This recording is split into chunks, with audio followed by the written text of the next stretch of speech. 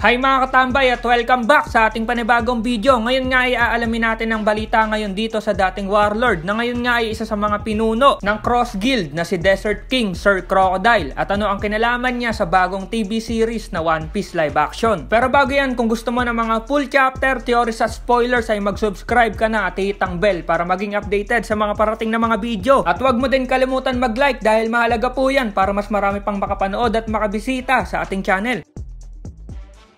O paano, simulan na natin. Let's go! Alam naman natin mga katambay na maraming mystery sa One Piece. Ilan nga dito ay sino ba ang nanay ni Luffy? Ano ang Will of D? Sino si Joy Boy? Bakit dalawang Devil Fruit ang kayang kainin ni Blackbeard? Ano ang nangyari sa Ancient Kingdom? Yan ang ilan sa mga narinig o alam nating mga mystery sa One Piece. At isa nga dyan ang topic natin ngayon na may kinalaman kay Crocodile. Nagumpisa nga ang teorya na to nung nasa Impel Down Arc, ang One Piece. Dahil nang makita nga ni Ivankov si Crocodile at base doon sa scene ay mukhang itong si Ivankov at si Crocodile ay matagal nang magkakilala. Nakita nga din natin doon na laging sinusunod ni Crocodile si Ivankov kapag sinasabi nito yung panakot niya kay Crocodile. Na kapag may ginawa nga na kung ano ito ay sasabihin nga doon ni Ivankov yung sekreto niya na hindi nga makapalag si Crocodile. Kapag laging binabanggit ni Ivankov yung panakot nito, dito na din nagsimula yung iba't ibang teori ng mga One Piece fans. At ang isa nga dito na nangingibabaw ay baka ang lihim nga nitong si Crocodile ay dati itong babae na ginawang lalaki lang ni Ivankov. Naalam nga nating lahat ang kapangyarihan ni Ivankov. Kaya nga niyang gawing babae ang mga lalaki. Ang tagal ng teorya nito na mukhang magiging totoo dahil nga dito sa bagong lumabas na TV series. Ito nga yung One Piece live action ng Netflix. Sa mga hindi pa nakakapanood ng series na to ay umpisahan nyo na kasi maganda yung pagkakagawa ng series. Ang ganda ng mga scene at ginastusan talaga sa kakasama si Oda Sensei sa paggawa nito. At sinabi din naman niya ito sa kanyang mga update patungkol nga sa series na magugustuhan ito ng bawat One Piece fans. Yun nga lang may mga kulang ng konti, pero kung talagang One Piece fan ka ay talagang magugustuhan mo itong series na to. Balik tayo sa topic. Bakit nga ba si Crocodile ang topic natin? Kilala natin si Crocodile na malakas, brutal, dating warlord na ngayon nga ay isa sa mga pinuno ng sikat na grupo na ngayon nga ay tinatawag na Cross Guild. Kasama nga niya dito sila Mihawk at ang Yonko na si Buggy. Nakakain din siya ng Devil Fruit na Sand